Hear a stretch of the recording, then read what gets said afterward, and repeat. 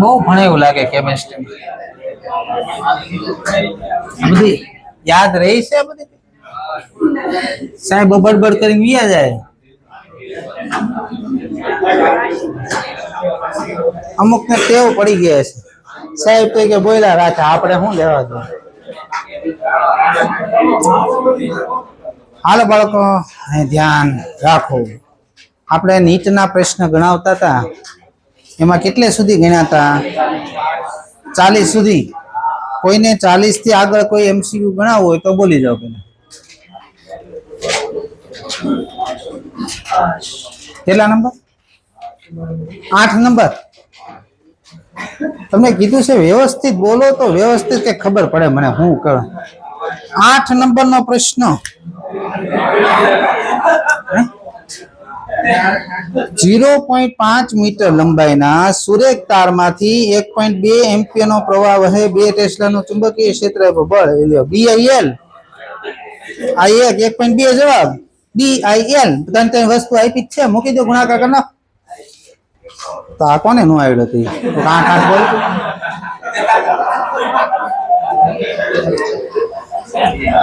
એક સાહેબે કીધું છે માન રાખવી કાઈક તો બોલવી 40 સુધી કઈક ઢંગનો એમસીક્યુ હોય નો આવડતો તો બોલ નથી ને કોઈને હાલો 45 સુધી બોલો કેટલામાં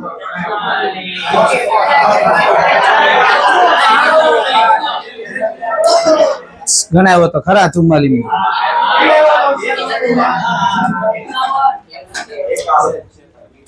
46 નંબરનો પ્રશ્ન આની જેવો પ્રશ્ન આપણે આવી ગયો છે આ તાર છે ને આ બાજુ મૂક્યો તો હવે ઉપર મૂક્યો છે 46 નંબરનો પ્રશ્ન બસ હવે મોટા બંધ બધાને અહીંયા ધ્યાન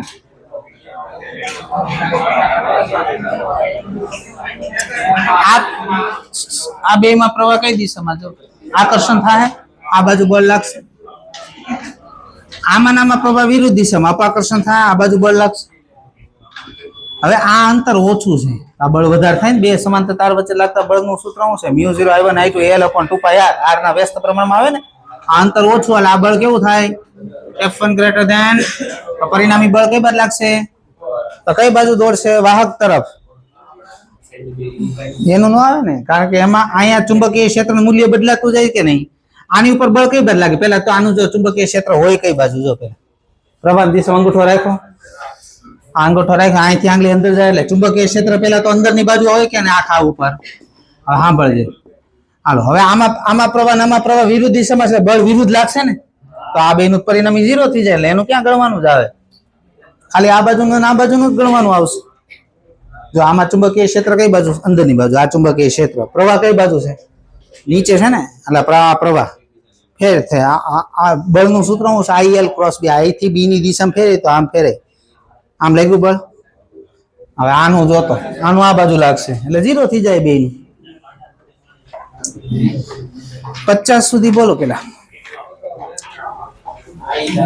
51મો પ્રશ્ન આ સમજો બરોબર પ્રશ્ન 51 નંબરનો પ્રશ્ન આ ડાયરેક્શન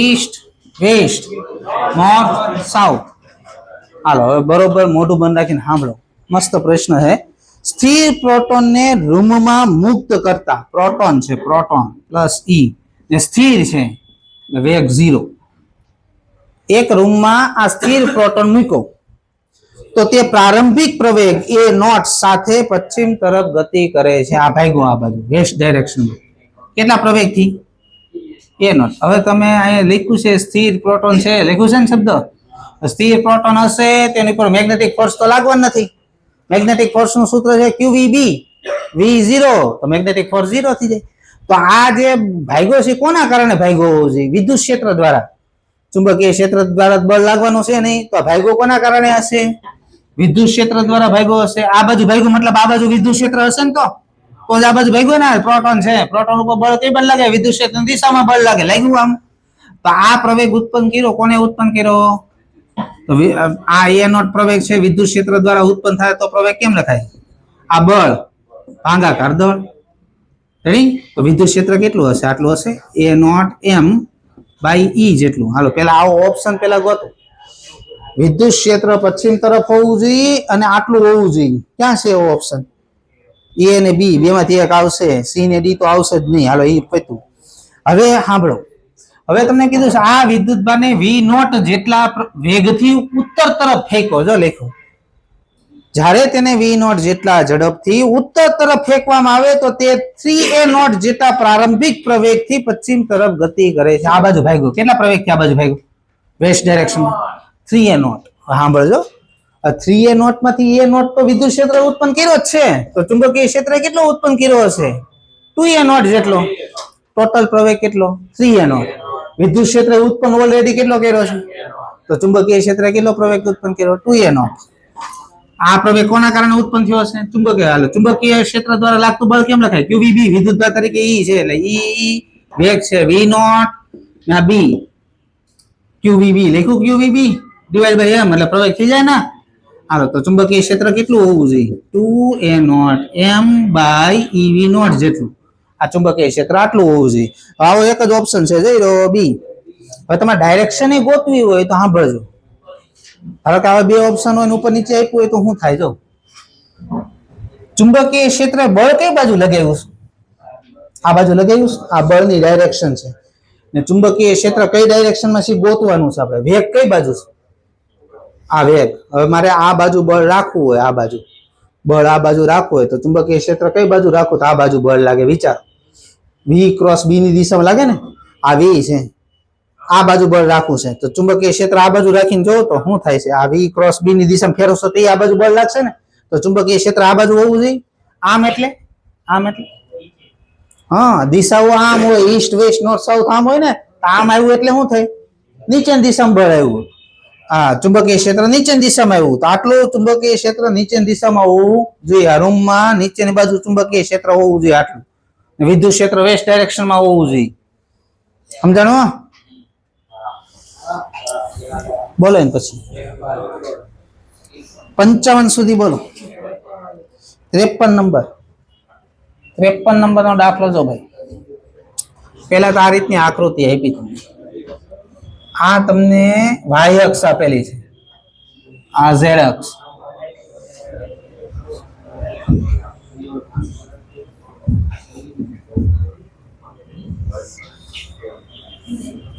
પેલા મને એમ કહેતા તાર ગોઠવો છે કેમ? પેલા એ ખબર પડી જાય ને તો એ દાખલો ગણાય ને.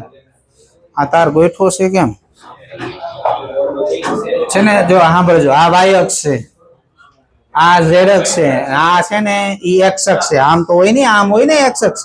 તો આ તાર છે ને, આ તાર આની સમાંતર આવે છે. અહીંથી આમ આમ આવે છે, ત્યાંથી આમ જાય છે ને અહીંથી તાર આમ બહાર આવે છે. દેખાણી આકૃતિ. આ ટૂંકમાં આખી વસ્તુ આમ કરી નાખો, અને આમ સીધી કરી નાખો આખી વસ્તુને. આવી રીતના તાર ગોઠવો એટલી ખબર પડી. હાલો, હવે આપણે અહીંયા ઉદ્ગમ બિંદુ આગળ ચુંબકીય ક્ષેત્ર શોધવાનું કીધું છે ને. ઓ આગળ હાલો ગોતવી. હાલો ધ્યાન બધા ભાગના ગોતો. આ ભાગનું ગોતો, આ ભાગનું ગોતો, આ ભાગનું ગોતો. એક દિશામાં સરવાળો કરી દેવાનો, વિરુદ્ધ દિશામાં બાદબાકી કરવાનું. લંબ હોય તો √b1² b2² કેરે રાખવાનું. હાલો, આની છેડાની બરોબર સામે પોઈન્ટ છે કે નહીં? આ જો તો કેટલું ચુંબકીય ક્ષેત્ર ઉત્પન્ન થાય? પેલા સૂત્ર બોલો. μ0I/2πr જેટલું. રેડી? હાલો, કઈ ડાયરેક્શનમાં હશે આ ચુંબકીય પ્રવાહ? આમ આવે છે અહીંથી. આ પ્રવાહ આમ આવે છે ને આની સાપેક્ષ આનું સાંસદિશ આમ થાય. આમ થાય કે નહીં? ફેરો તો આઈડિયલ થી આઈડિયલ થી આ જમણો હાથ આમ ફેરવશો કઈ બાજુ આવશે? નીચે. નીચે એટલે કઈ? આ ઝેડ છે તો નીચે કઈ આવે? -z. હાલો, આ થઈ ગયો. આ પહેલા ભાગનું પૈતું. હાલો, બીજા ભાગનું. આ ભાગનું નામ લખતા હોય. આનું B1, આનું B2, આનું B3. ત્રણ ગોત નાખો. હાલો, પેલા આનો છેડાની સામે છે કે નહીં જો તો આ પોઈન્ટ. એટલે આટલું જ ઉત્પન્ન થાય. μ0I/2πr. કઈ ડાયરેક્શનમાં? એક ખૂણો 0 થાય ને એક 90 થાય ને. છેડો છે એક 0 ને એક 90 મૂક તો 8 4πr થાય. કે આ તો અનંત લંબાઈ હોય તો એ 90 થાય ને ત્યાં. હાલો, કઈ ડાયરેક્શનમાં? આ જો આ પ્રવાહ આમ, આની સાપેક્ષે આનો સ્થાન સદિશ આમ ફેરવતા આઈડિયલ થી આરની દિશા આઈડિયલ થી આરની આ જમણો હાથ નીચે આવ્યું પાઈ માઇનસ કે કેરેટ આવ્યું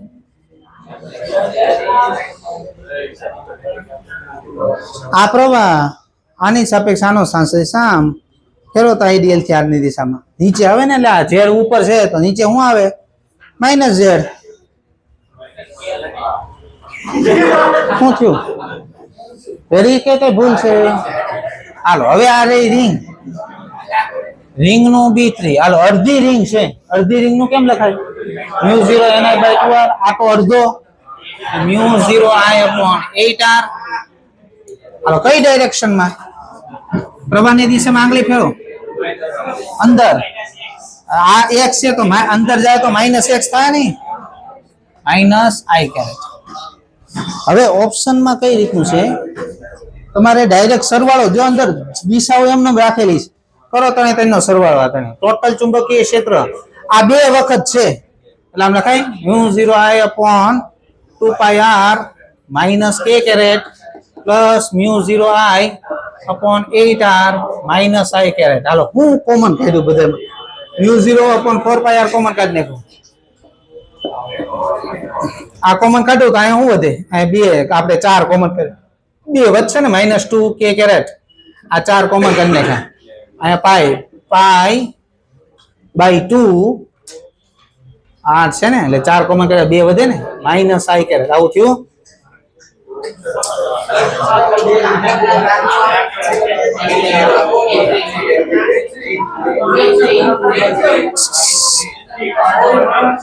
બે વખત છે ને બે વખત ગુણાકાર કર્યો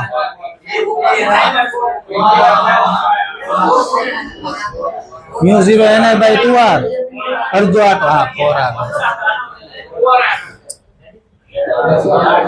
4r આ 4r હવે અહીંયા શું થાય 4 કોમન કરીને હાલો હવે જોઉં તો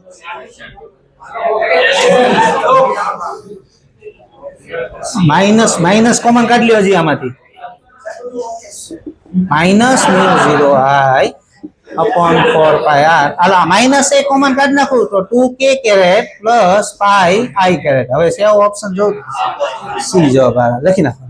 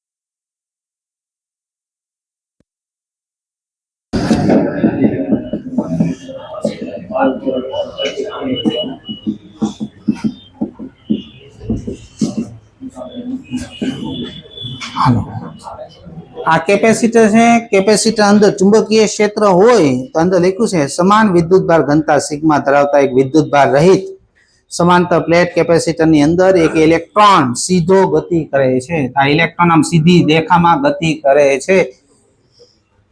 પ્લેટ વચ્ચે જગ્યામાં આકૃતિમાં દર્શાવ્યા મુજબ બી તીવ્રતાનું ચુંબકીય ક્ષેત્ર છે.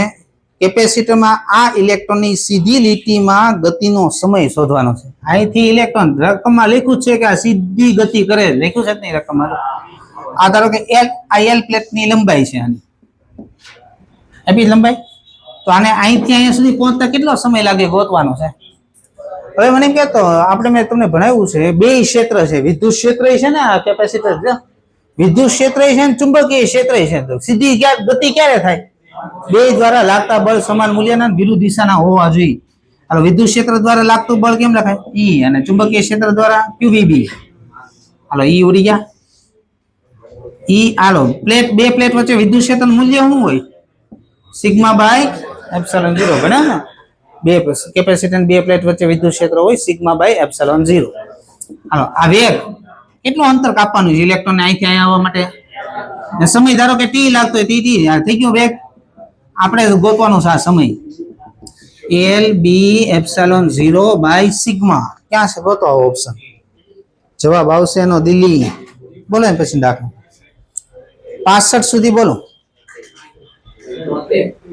65 સુધી હોય તો જ બોલવાનું. 65 સુધી છે ને નથી. 70 સુધી બોલો.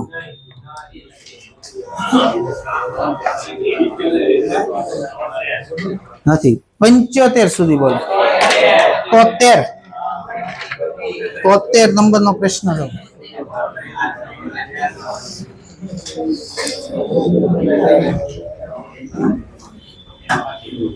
તમને નો આવડતું જ બોલજો પાછું.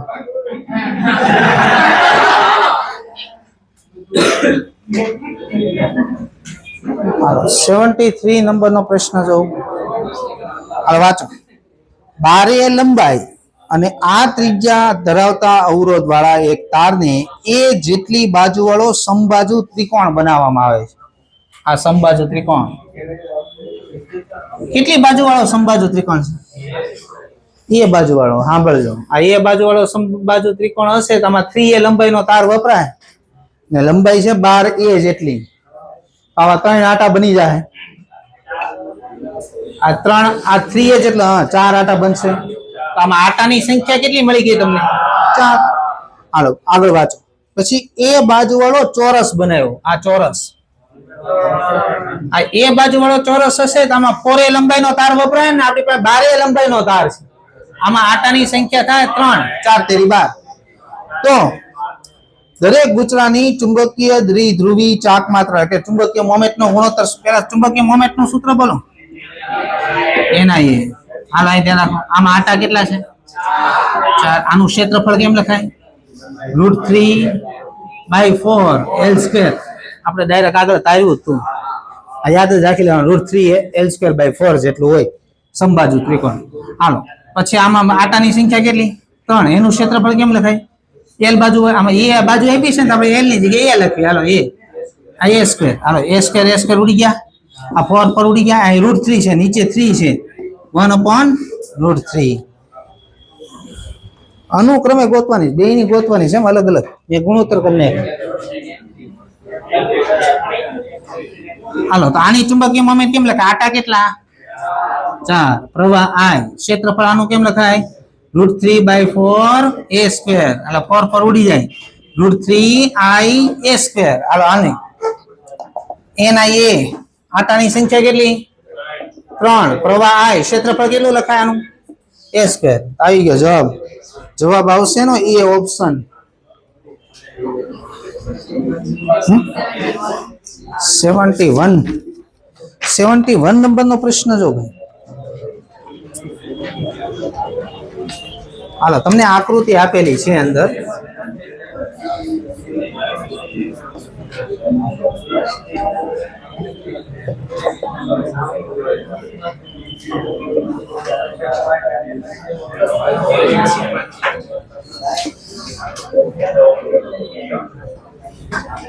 તમારે ઇલેક્ટ્રોન પર લાગતું બળ શોધવાનું છે.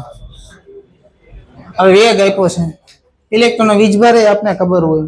આ તારથી આર અંતર આપ્યું છે, તો આનું પેલા આનું ચુંબકીય ક્ષેત્ર અહીં ગોતલ્યો. તાર દ્વારા ઉત્પન્ન થતા ચુંબકીય ક્ષેત્રનું સૂત્ર શું છે? μ0I/2πr.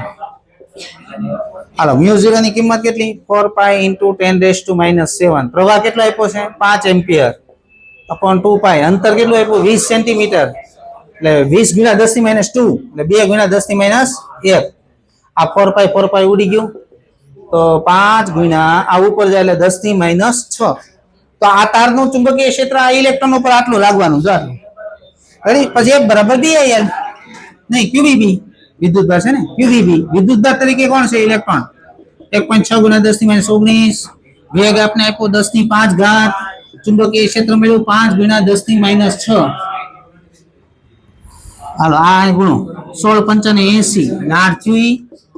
આને આપી દો એટલે 10⁻1 વધી, આને આપી દો 10⁻20 ન્યૂટન. 8 × 10⁻20 ન્યૂટન. દિલ્હી જવાબ આવે એનો. લખી નાખો પેલા. હાલ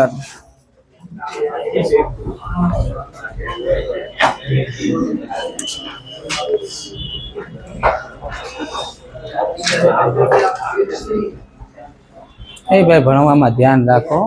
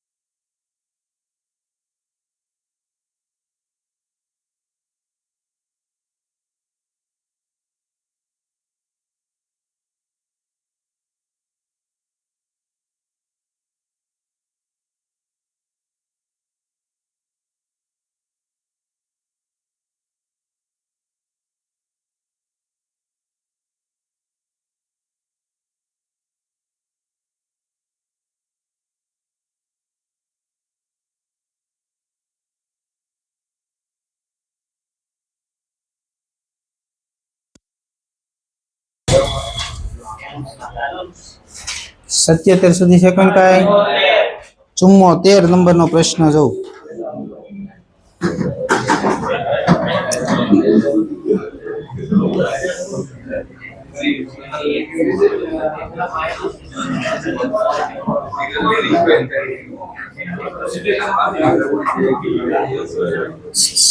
કામ વગરની વાતો બંધ કરો, ભણવામાં ધ્યાન રાખો, કઈક ઉદ્ધાર થાય તમારો. 74 નંબરનો પ્રશ્ન. તમને ચુંબકીય બળનું સૂત્ર આપ્યું છે QV × B. તમને વિદ્યુત ભારે આપી દીધો છે, વેગ આપ્યો છે અને બળ આપ્યું છે. હા, તો મૂકી દો અંદર. F બરાબર Q વી ક્રોસ બી. હાલો બળ કેટલું આપ્યું છે જો બળ લખ્યું અંદર ફોર આઈ કેરેટ માઇનસ 20 જે કેરેટ પ્લસ 12 કે કેરેટ આપ્યું છે ને બળ વિદ્યુત ભાર આપ્યો છે 1 આપણે ભણાવ્યું છે 11મા ધોરણમાં આ ક્રોસ ગુણાકાર છે આઈ માઇનસ જે લખવાનું પછી કે પેલા વેગના ઘટકો લખવાના વેગના ઘટકો કેટલા છે 2 4 6 પછી ચુંબકીય ક્ષેત્રના ઘટકો લખવાના જો અંદર આપ્યા બી બી અને બી નોટ આ ચુંબકીય ક્ષેત્રના ઘટકો 4i માઇનસ 20 જે પ્લસ 12 કે આ તો એક છે એનું કઈ હાલો આને લેવાનું આને લે આ બેન ગુણાકાર 4b નોટ માઇનસ આ બેન ગુણાકાર 6b માઇનસ જે આને લેવાનું આને આ બેન ગુણાકાર 2b not minus 6b plus k આને લેવાનું આને લે આ બેન ગુણાકાર 2b માઇનસ 4b આવું થયું હાલો આની કિંમત આ બાજુ જો તો 4 છે જો આની કિંમત 4b નોટ માઇનસ 6b બરાબર 4 આની કિંમત છે માઇનસ આ માઇનસ તો છે જ અહીંયા એટલે 20 કિંમત થઈ આની 2b નોટ માઇનસ 6b બરાબર 20 આ 2b minus 4b minus 2b વચ્ચે આ બાજુ તમે જો ને તો 12 છે એની કિંમત 12 એટલે b ની કિંમત આવી માઇનસ 6 હાલો એ b ની કિંમત અહીંયા કઈક મૂકી દો આ માઇનસ 6 મૂકો એટલે પ્લસ 36 થઈ જાય 20 આ બાદ જાય તો માઇનસ 16 માઇનસ 8 હાલો હવે તમારે ચુંબકીય ક્ષેત્ર લખવાનું છે ચુંબકીય ક્ષેત્રનો x ઘટક b છે y ઘટક b છે અને z ઘટક b નોટ છે હાલો b ની કિંમત કેટલી આવી minus 6 i caret minus 6 j caret minus 8 k caret option આવશે એનો બી ઓપ્શન આવશે 74 77 સુધી છે કોઈને 77મો પ્રશ્ન જો ભાઈ વર્તુળાકાર આડછેદ અને સ્થિત વિદ્યુત પ્રવાહ ધરાવતા લાંબા સીધા તારમાં એમ્પિયર પરિપથીય નિયમ એટલે એમ્પિયરનો સર્કિટ નિયમ થી તારના અંદરના અને બહારના વિસ્તારમાં ચુંબકીય ક્ષેત્રનો ફેરફાર હાલો મને એમ કે અંદરના ભાગમાં ચુંબકીય ક્ષેત્ર શોધવાનું સૂત્ર શું હતું μ0I સ્મોલ r અપોન 2 પાઈ r સ્ક્વેર આવતું કે r આવે છે ખાલી જો તો સૂત્ર અંદરની બાજુ ચુંબકીય ક્ષેત્રનું સૂત્ર શું છે બહારની બાજુ શું છે અંદરની બાજુ ચુંબકીય ક્ષેત્ર શોધવાનું સૂત્ર છે પેલા બહારનું લખ્યું બહારનું છે μ0I અપોન 2 પાઈ r આ બહારની સાઈડ અંદરની બાજુનું સૂત્ર આવું છે μ0I સ્મોલ r અપોન 2 પાઈ r સ્ક્વેર આ બે સૂત્ર છે અંદરની બાજુ અને બહારની બાજુ હવે કયો ઓપ્શન આવી ગયો એમ છે જોઈ પેલો ઓપ્શન એમ કે છે તારની સીમા સપાટી સુધી અંતરના વિધેય તરીકે રેખીય રીતે વધતો જાય અંદરની બાજુની વાત કરે અંદરની બાજુ તમે જો ને તારના સપ્રમાણમાં છે આ વધશે તો આ વધશે અને બહારના વિસ્તારમાં રેખીય રીતે ઘટતો જાય આ તો પેલો ઓપ્શન જ છે 77માં બી કેમ આપ્યો તારની સપાટી ને સપાટી લખાઈ ગયું સપાટી સુધી અંતર r ના વિધેય તરીકે રેખીય રીતે વધતો જાય ને ત્યારબાદ બહારના વિસ્તારમાં 1/r અનુસાર ઘટતો જાય હા ઓલામાં કેમ આમ બહારના વિસ્તારમાં રેખીય રીતે ના રેખીય લખ્યું છે ને ચર ઘાત ઓલો શું કહેવાય અતિ વલય આવે ને આ બે વ્યસ્ત પ્રમાણમાં છે જ નહીં તો રેખીય રીતે ક્યાંથી ઘટે આમ નો ઘટે ને આમ ઘટે ત્યાં રેખીય શબ્દ વાપર્યો એટલે ખોટો છે પેલો આ બે કેવા આના બે કેવા છે વ્યસ્ત પ્રમાણમાં તો ગ્રાફ કેવો આવે બી વિરુદ્ધ r નો અતિ વલય આવે અહીંયા રેખીય શબ્દ વાપર્યો પેલામાં એટલે ખોટો છે બીજો 1/r અનુસાર ઘટતો જાય એટલે બીજો સાચો થાય જવાબ આવશે બી ઓપ્શન 77 સુધી છે કોઈને નથી લખી નાખો જાઓ પછી કાલ એમ્સ ના દાખલા પૂરા કરી દે હું 46 છે